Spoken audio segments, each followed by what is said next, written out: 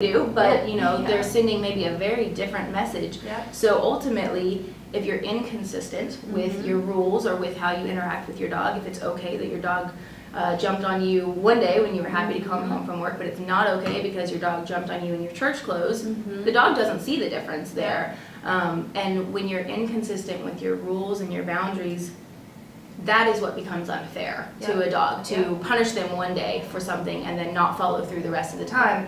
They really don't understand why do I get in trouble like this, for one indiscretion but not the other, 4/5 of the time. So consistency is huge. Sometimes as a dog trainer, doesn't it feel like we're kind of mediators? It's kind of like, here's the problem, here's what the dog is doing, but this is why the dog is doing this, and here's what you're doing, and I understand that you're doing it for this reason. But it's almost like you are the interpreter, between two opposing parties, because they're not understanding each other. It's not clicking.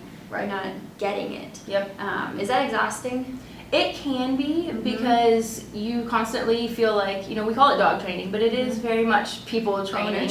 And you have to be able to bring your message across in a way that not only makes sense to that individual, but is going to stick, that they're going to go home and implement it, and not just be like, okay, well, the trainer said not to let the dog on the bed, but I don't know why.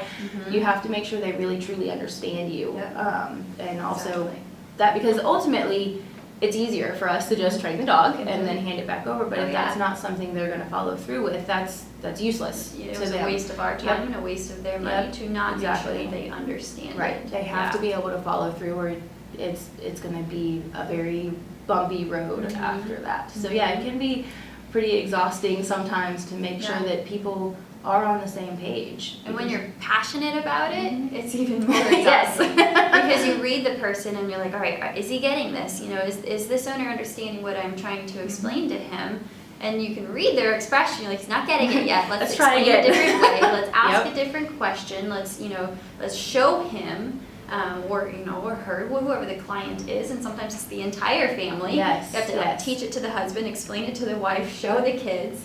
And getting everybody on board, but your passion shines through. I hope so. You can tell that you're passionate about what you do, and I can tell you, from where you were, 2.5 years ago, coming to me in Washington, you already had a good head on your shoulders, and that's essentially why we picked you. Is you already had a good head on your shoulders. You're already getting it. You understood the basic concepts behind dog training and the whys that we do what we do. It was just a matter of teaching you the skills, and you've just done such a fantastic job with everything. Thank you. Yeah. I think one of the things, or actually, the most important thing when I first met you was, I was raised a certain way, and I, up until that point, had pretty much worked the majority of the time training-wise with my own dogs, because I had yet to find a trainer that I could really align myself with. I felt like people were one end of the spectrum or the other. They were too old school and punishment based, and that just didn't seem right to me at all. Or they were too, you don't tell the dog no, and exactly, and that didn't make sense to me either. And I think it would be fair to say you were the first trainer I had come across that absolutely it clicked, of being like, yes, that's exactly the way I have worked with my dogs.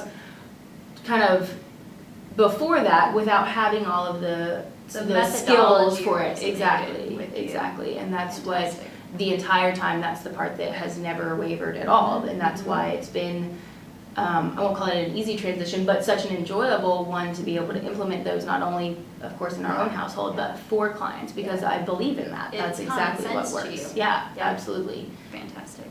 Well, we're going to wind down here. Thank you. Thank you. It's been an awesome weekend. And we look forward to doing more interviews in the future. Dana will be heading back to Tennessee today. Yes. We'll stay in touch. We do our weekly conference calls just to make sure we're on the same page with things. But thanks for coming out here. Thanks for giving us a weekend of your time and helping with the seminar. It was a really fantastic experience. Everybody loved it, so we were looking forward to doing more things like that in the future. And absolutely, thank you for being such a fantastic trainer. Well, thank you for the opportunity once again. I've really enjoyed it. It's been a great opportunity. Awesome. Thank you.